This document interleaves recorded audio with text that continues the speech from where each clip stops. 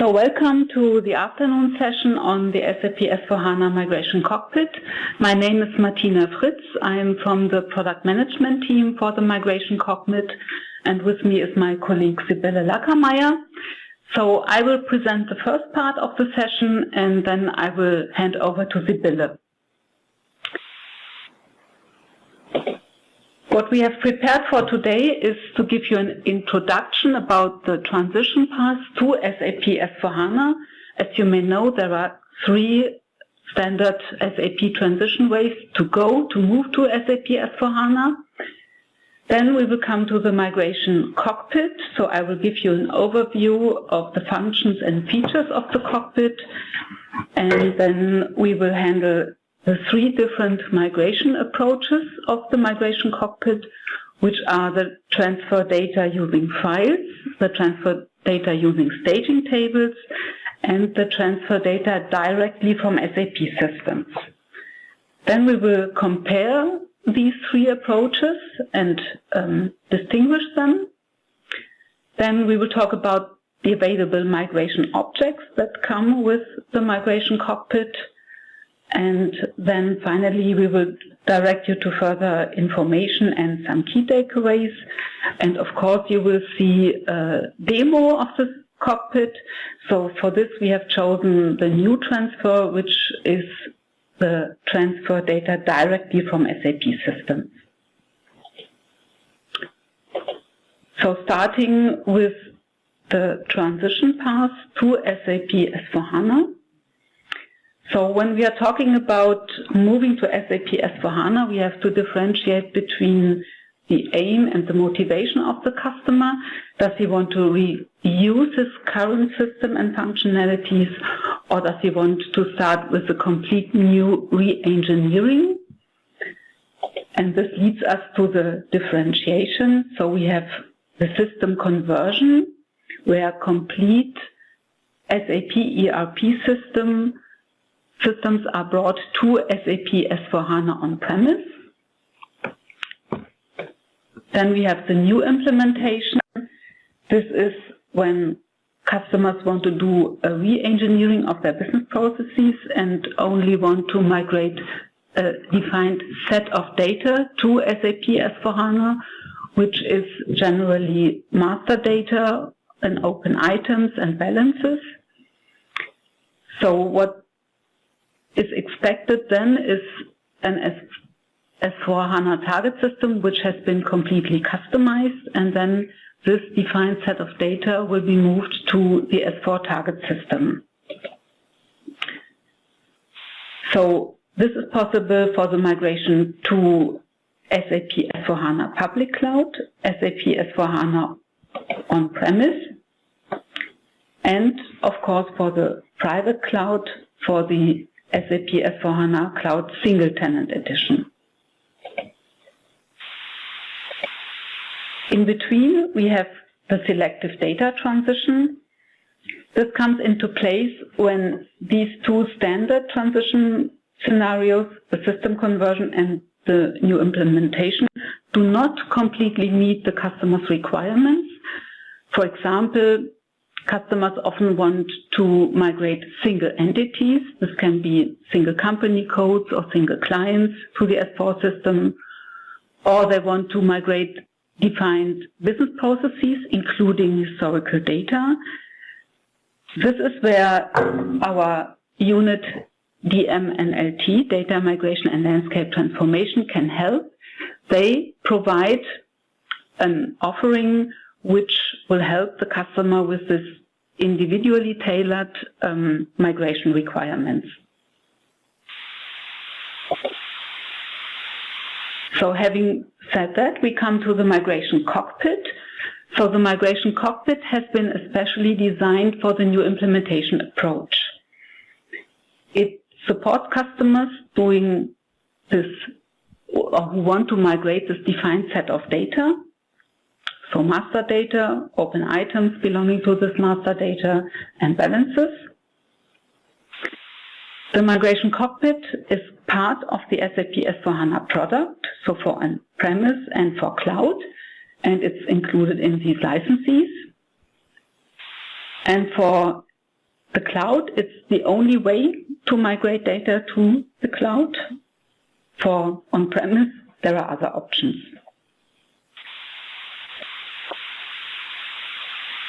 So often we find, or we have made the experience, that customers underestimate the effort that is required when they want to move their data to S4. So please be aware that it's not just pressing a button and then all the data will go over to S4. It's a separate project that has to be set up, which needs some lead time and preparation. So you have to make a concept, define which data is required for the migration. You have to test it several times and then go over to the production migration. And what we have collected here are some key questions to understand the very basic requirements. So first of all, the question is about the deployment option. What is the target? Is it on-premise or on cloud? Because here we have differences regarding the migration. You have to check what kind of data is needed. Master data, open items, or do I need historical data? Then how many systems do I have? Do I have only one source system, or do I have to migrate from several source systems? Are these all SAP systems? Are there also non-SAP systems which have to be included? Then also important is, do I have any transformation needs, or do I want to transform data? So, for example, maybe you want to do some renaming, some one-to-one renaming. So this has to be defined also upfront. Yeah, and of course you have to make a project set up and define who will be involved in this project. So now we come to the migration cockpit itself, to the overview of its functions and features. So one of the main benefits of the migration cockpit is that it contains pre-configured migration content, which is migration objects. So we have predefined migration objects like customers, vendors, materials, account balances, and so on. And for these predefined migration objects, we deliver facilitation methods like predefined file templates, which you can use for the file approach, which I will explain later on.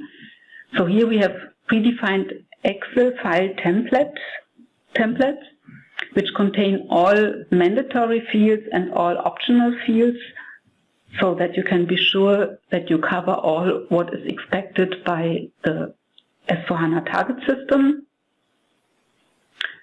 We have an automated mapping between the source and the target structure, and the migration programs will be automatically generated so that there will be no effort required at customer side for any programming.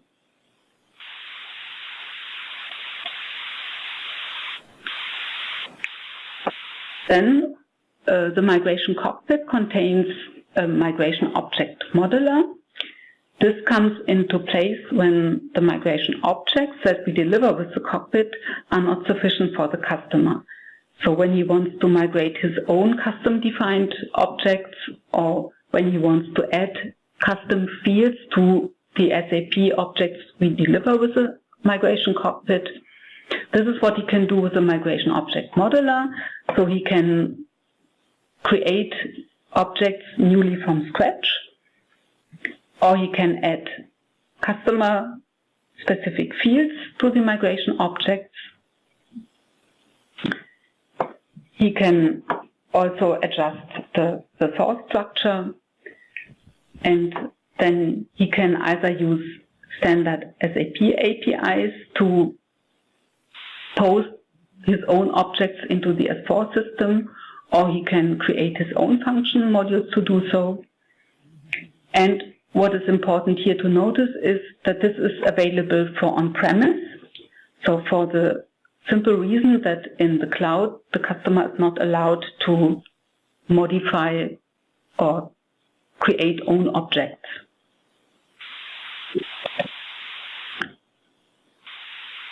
So having said that, we come to the 3 migration approaches. So I have already mentioned the Excel file templates. So the Cockpit provides for each migration object an Excel file template containing all the mandatory and optional fields. Then you enter the legacy data into these file templates and upload the files to the migration cockpit. And during the update, a so-called data validation takes place. So here the cockpit checks whether the data that you have entered into the file expects to the format that is required in the S4 target system, for example, regarding data length and data type. So you upload these files to the migration cockpit, and then you start the transfer, and then the migration cockpit will automatically post these objects to the S4HANA target system, and it does so by using standard SAP APIs. So the cockpit uses the APIs that are given by the standard applications and posts these objects into the S4 target system. Then, secondly, we have the transfer data using staging tables. Basically, this follows the same principle. But instead of filling the data into the Excel file templates, you fill the data into staging tables. So for you create a project in the migration cockpit, and for each migration object that you select then in your project, the migration cockpit will automatically create staging tables in the HANA database schema that you have to create upfront. And these tables contain the structure of the migration object that is expected in the S4 target system. So analogously to the file template, where you have all the mandatory and optional fields, you also have the required structures in the staging tables that will be created by the cockpit. So the principle then is the same. You fill the staging tables with your legacy data, you start the transfer, and the migration cockpit posts the migration objects into the S4 target system using these standard SAP APIs. So these 2 approaches are available for cloud and on-premise. So these 2 approaches have been out in the market for a couple of years now. And what we have newly delivered this year with SAP S4HANA 1909 is our 3rd migration approach. And this allows you a direct transfer of data from SAP systems to the S4 target system. So what you need here is an RFC connection between the S4 target system and your source ERP system. And then you also create a migration project. And the big advantage of this approach is that when you select the migration objects, the migration cockpit will automatically select the source data or the legacy data in the source system using predefined selection criteria. And then the migration cockpit, as with the other 2 approaches, posts these objects into the S4 target system.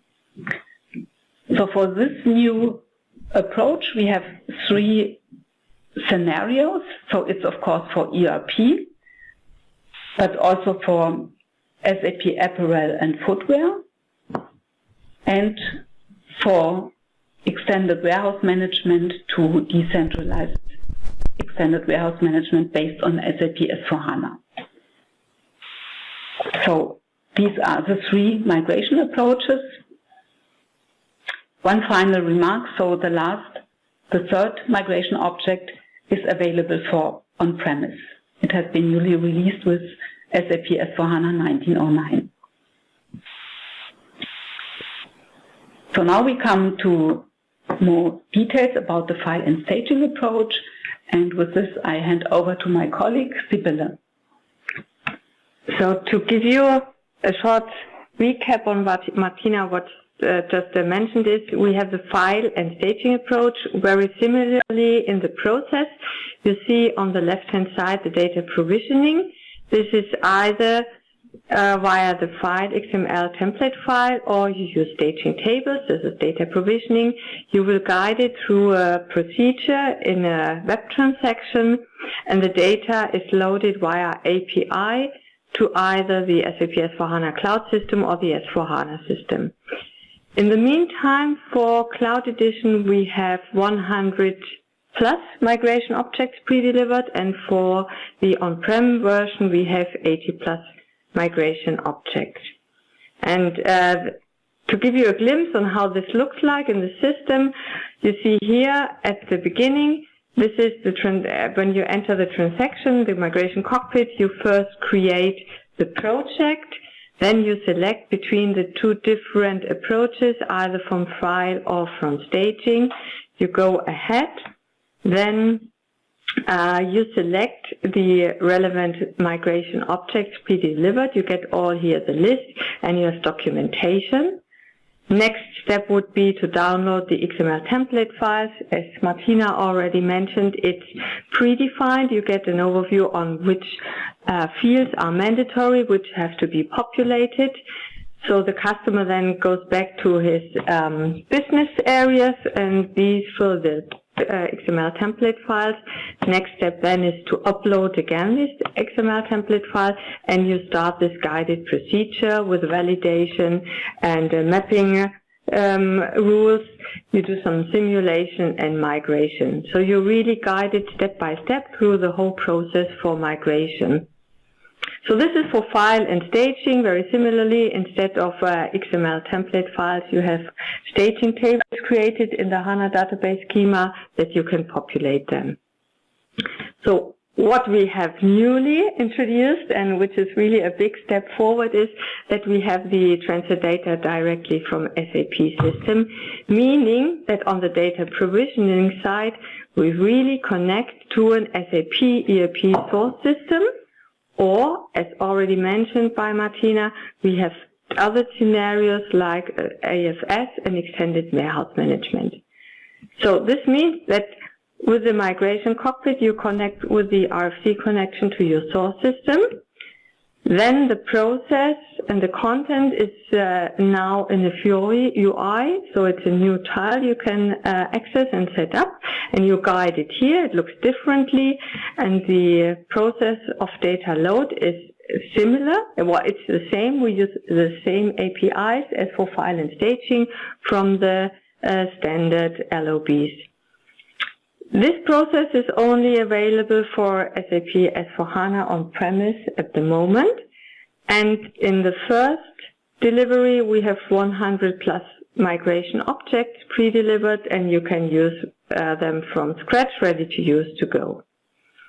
And to have that you have an idea how this looks like now, we would like to show the demo.